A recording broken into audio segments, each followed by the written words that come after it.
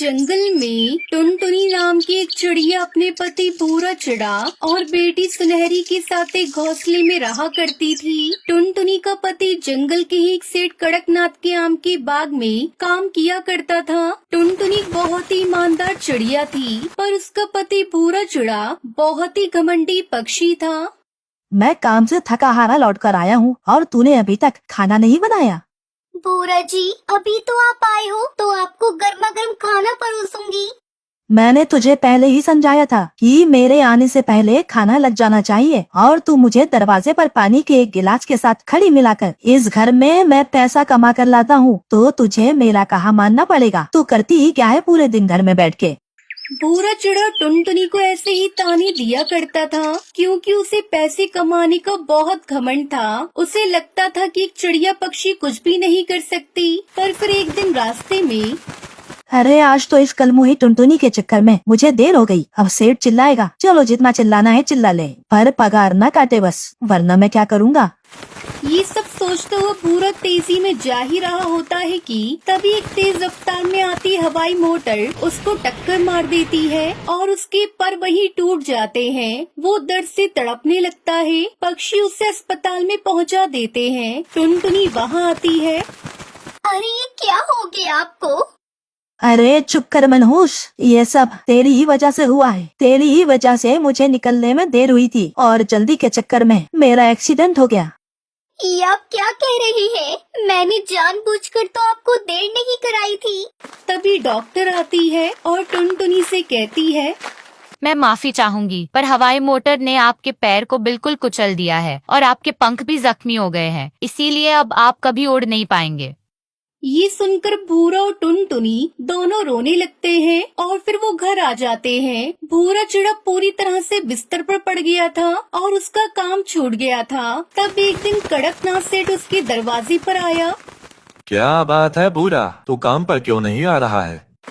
सेठ की आवाज सुनकर टुनटुनी दरवाजे पर जाती है और उसको पूरी बात बताती है। वो सुनकर सेठ कहता है, अरे टुनटुनी, अब तेरा घर कैसे चलेगा? एक काम कर, तू अपने पति की जगह काम कर ले। मुझे भी काम करने वाले की जरूरत है और तुझे पैसे की जरूरत है। क्या सच में मालिक? आपका बहुत बहुत शुक्रिया जो आपने हमारे बारे में इतना सोचा। उस दिन से टुनटुनी सेठ के बाग में काम करके पैसे कमाने लगती है। भूरा चिड़ा कुछ कहता तो नहीं है, पर उसको ये बात समझ में आ जाती है कि उसे अपने काम पर घमंड नहीं करना चाहिए था। कोई भी पक्षी कोई भी काम कर सकता है। सुनिए जी, मैं काम पर जा रही हूँ। खाना बनाकर मैंने रख दिया है। जब तक मैं आऊँगी तब तक सुनहरी तुम्हारा ख्याल रखेगी। हाँ, जब तक तुम नहीं आ जाती हो ये मेरा बहुत ख्याल रखती है। तुमने इसे बहुत अच्छे से संस्कार दिए हैं। ये सुनकर टुनटुनी अपने काम में लग जाती है। कुछ समय गुजरता है और फिर एक दिन गांव में तूफान आ जाता है। उस तूफान में टुनटुनी का घर गिर जाता है। हालांकि भूरा चिड़ा, टुनटुनी, उसकी बेटी सुनहरी तीनों बाल बाल बच जाते हैं। माँ, हमारा घर तो गिर गया, अब हम कहाँ रहेंगे? पता नहीं बेटा, देखती हूँ अभी। पहले सेठ के पास चलो, वो जरूर हमारी कुछ सहायता करेंगे। फिर वो तीनों सेठ के पास जाते हैं और अपनी परेशानी बताते हैं। पर सेठ एक नंबर का लालची पक्षी था। उसे दूसरों की परेशानी से कोई मतलब नहीं था। अरे मेरे पास कोई जगह वगह नहीं है तुम्हें रखने के लिए। तुम मेरे आम के बाग में काम करती हो तो मैं तुमको बस कुछ आम दे सकता हूँ, इससे ज्यादा कुछ मदद नहीं कर सकता। सेठ उनको कुछ आम देकर वहाँ से जाने को कह देता है। टुनटुनी अपने पति और बेटी को लेकर जंगल की तरफ चल पड़ती है। जंगल पहुंचकर तीनों एक पेड़ के नीचे बैठते हैं। तभी टुनटुनी को एक खरगोश दिखाई देता है जिसके पैरों में डोर उलझी हुई होती है। वो भाग नहीं पा रहा था। ये देखकर टुनटुनी चिड़िया उसके पैरों से डोरा निकाल देती है। जैसे ही वो खरगोश आजाद होता है तो वो एक परी में बदल जाता है, जिसे देखकर वो तीनों हैरान हो जाते हैं। मैं कोई खरगोश नहीं हूँ, मैं परी हूँ। मैं तुम्हारे बारे में सब कुछ जानती हूँ। मैं तो बस तुम्हारी परीक्षा ले रही थी कि क्या तुम इतनी मुसीबतों से घिरे होने के बाद भी अच्छा काम करोगी या नहीं, तुम्हारा भगवान पर विश्वास बचा है या नहीं, और तुम इस परीक्षा में पास हो गई हो। मुझे तो यकीन नहीं हो रहा कि मैं अपने सामने परी को देख रही हूँ। टुनटुनी, मैं तुम्हारी भलाई से बहुत खुश हूँ, इसलिए तुम्हारे पास जो आम है उनको मैंने जादुई बना दिया है, तो तुम उनसे जो चाहो वो कर सकती हो। परी ये बोलकर गायब हो जाती है और टुनटुनी जमीन में रखे हुए आमों को देखती है और कहती है, अगर वो परी सच कह रही थी कि ये आम जादुई है, तो मैं चाहती हूँ कि मुझे घर मिल जाए जिसमें हम तीनों आराम से रह सके। टुनटुनी के इतने कहने की देर थी और बस वो आम एक बड़े से जादुई आम के घर में बदल गया। अरे वाह, कितना प्यारा घर है। ये सब तुम्हारी अच्छाई का ही नतीजा है टुनटुनी। मैंने हमेशा तुमको बुरा भला कहा, पर आज तुम्हारी वजह से हमें इतने अच्छे घर में रहने को मिला है। अरे ऐसा ना कहिए जी, ये सब हमारी किस्मत का है। फिर वो तीनों लोग उस घर के अंदर जाते हैं। घर के अंदर जाते ही भूरा चिड़ा का पैर ठीक हो जाता है और वो अपने आप बिना किसी सहारे के चलने लगता है। अरे अरे, मैं तो ठीक हो गया ना। ये जादुई आम का घर तो सच में जादुई है। अरे वाह, आप ठीक हो गए जी। ये सब उस परी की वजह से हुआ है। फिर वो लोग उस घर में आराम से रहने लगे। थोड़ा समय गुजरा और उनका आम का घर पूरे इलाके में मशहूर हो गया। ये खबर सेठ के पास भी पहुंची। सेठ उस जादुई आम के घर को हड़पने के लिए निकल पड़ा। अरे ये दोनों मेरे बाग में काम करते थे और आज मुझसे भी अच्छे घर में रह रहे हैं। मैं ऐसा नहीं होने दूंगा। कड़कनाथ सेठ गुस्से में उनके घर में घुसता चला जाता है और चिल्लाने लगता है। वो उन तीनों को वहाँ से बाहर निकालना चाहता था, पर तभी कुछ आम उड़ते हुए आते हैं और उसके सिर पर बरसने लगते हैं। अरे ये क्या हो रहा है? आम बढ़ते चले जाते हैं और सेठ को बुरी तरह मारने लगते हैं। सेठ की हालत खराब हो जाती है तो वो उन तीनों से माफी मांगने लगता है। हमने तुम्हें माफ कर दिया सेठ, पर आगे से ऐसा कभी न करना। तुम अपने जीवन में खुश रहो और हमें भी रहने दो। ये सुनकर सेठ वहाँ से चला जाता है और टुनटुनी अपने परिवार के साथ उस जादुई आम के घर में एक अच्छा जीवन बिताती है।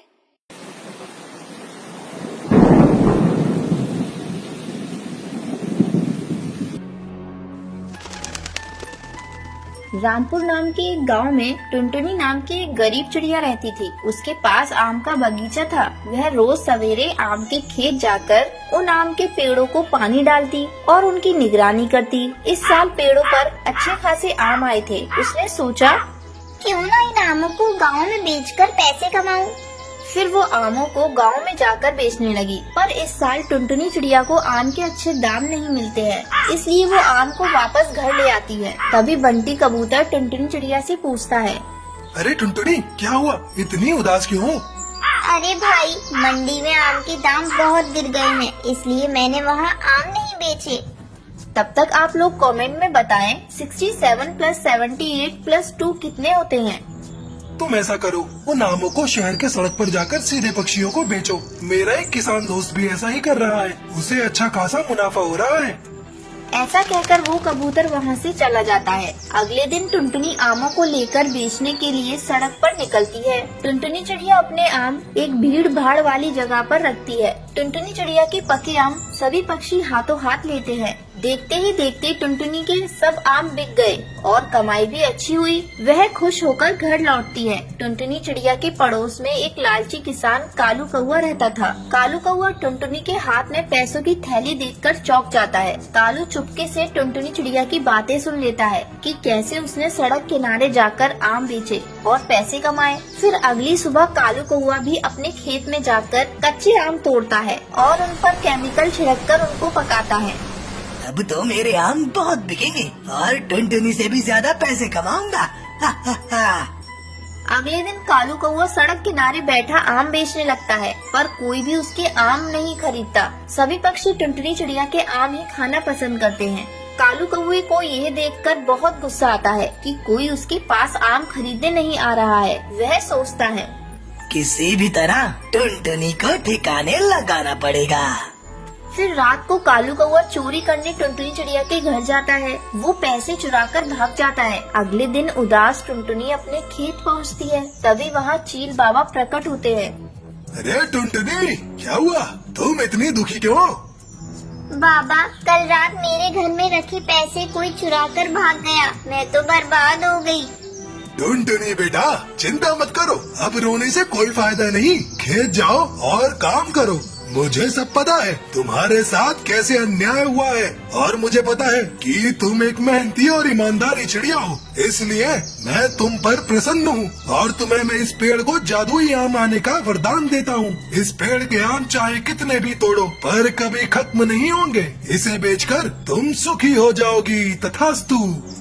फिर टुनटुनी चिड़िया उस पेड़ से आम तोड़ती है। उसके बाद चमत्कार हो जाता है। टुनटुनी चिड़िया ने आम तोड़े भी तो उस जगह फिर से पक्के आम आ जाते हैं। टुनटुनी उन आमों को लेकर सड़क किनारे बेचने लगती है। आम के साथ साथ अब वो आम का जूस और आम से बनने वाले अन्य पदार्थ भी बेचने लगती है। इससे उसका व्यापार अच्छे से चलने लगता है और फिर वो अमीर बन जाती है। ये देखकर कालू कौवा हैरान हो जाता है।